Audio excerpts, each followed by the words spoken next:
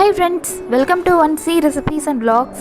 இது வரைக்கும் நீங்கள் நம்ம சேனலை சப்ஸ்கிரைப் பண்ணலை அப்படின்னா சப்ஸ்கிரைப் பண்ணிடுங்க. கூடவே பெல் ஐக்கானையும் கிளிக் பண்ணிடுங்க. இன்றைக்கி நம்மளோட சேனலில் ஒரு சூப்பரான ஈவினிங் டைம் ஸ்நாக் ரெசிபி பார்க்க போகிறோம். மசால் வடை அல்லது பருப்பு வடை அப்படின்னு சொல்லுவாங்க. இப்போ அந்த ரெசிபி வீட்டிலே ஈஸியாக டீ கடை ஸ்டைலில் எப்படி பண்ணுறதுன்னு பார்க்கலாம். வெளியே நல்லா க்ரன்ச்சியாக உள்ளே நல்லா சாஃப்டாக செம்ம டேஸ்டியாக வீட்டிலே சூப்பராக ப்ரிப்பேர் பண்ணிடலாம். இந்த டேஸ்ட் நீங்கள் டீ கடையில் வாங்கி சாப்பிட்டா அதே அந்த பருப்பு வடை டேஸ்ட் கண்டிப்பாக கிடைக்கும். ரொம்பவே சிம்பிளான ஸ்டெப்ஸ் தான்.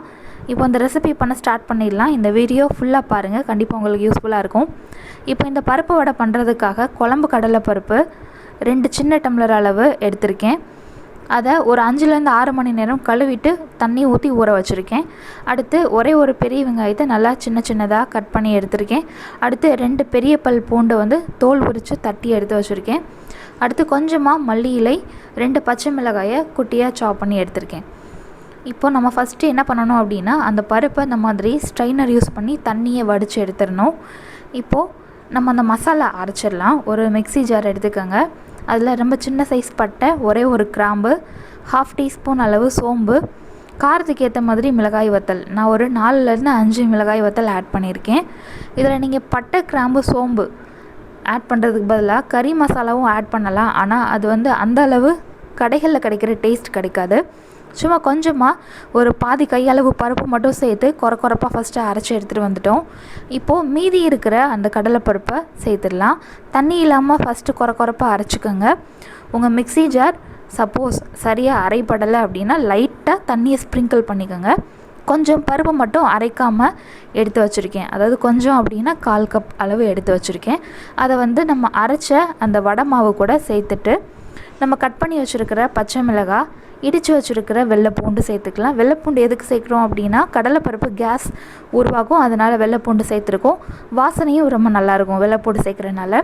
அடுத்து நம்ம கட் பண்ணி வச்சுருக்கிற பெரிய வெங்காயத்தையும் சேர்த்துடலாம்.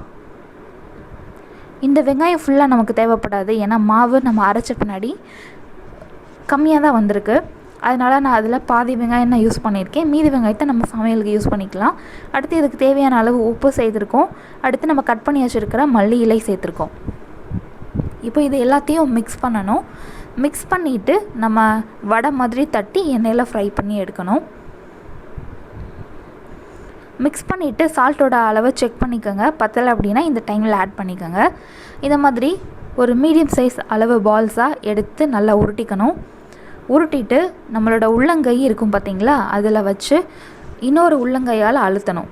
ரொம்ப தின்னாகவும் அழுத்திடக்கூடாது, ரொம்ப தடியம்னாகவும் இருக்கக்கூடாது. லைட்டாக ஒரு திக்னஸ் இருக்கணும். அந்த மாதிரி தட்டி இந்த மாதிரி எண்ணெயில் ஒவ்வொன்றா போட்டு ஃப்ரை பண்ணி எடுக்கணும்.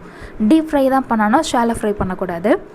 இந்த மாதிரி 2 சைடும் நல்லா கிறிஸ்பியாக வந்த பின்னாடி எண்ணெயிலேருந்து ஃபில்டர் பண்ணி எடுத்துக்கோங்க. இந்த பருப்பு வடை பண்ணுறதுக்கு தண்ணி ரொம்ப சேர்த்து நீங்கள் அரைச்சிட்டிங்க அப்படின்னா அந்த வடை நம்ம ஃப்ரை பண்ணும்பொழுது அந்த எண்ணெயை ரொம்ப அப்சர்வ் பண்ணும்.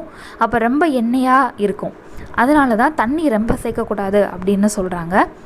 இப்போ 2 சைடும் அந்த வடை நல்லா கிறிஸ்பியாக வெந்த பின்னாடி எண்ணெயிலேருந்து ஃபில்டர் பண்ணி எடுத்துடலாம். இதே மாதிரி நீங்கள் ட்ரை பண்ணி பாருங்கள். கண்டிப்பாக ரொம்ப எண்ணெய் இழுக்காத நல்லா கிறிஸ்பியான டீ கடை ஸ்டைல் மசால் வடை சூப்பராக ப்ரிப்பேர் பண்ணிடலாம். டேஸ்ட் ரொம்பவே சூப்பராக இருக்கும். 2 சைடும் நல்லா கிறிஸ்பியாக வரட்டும்.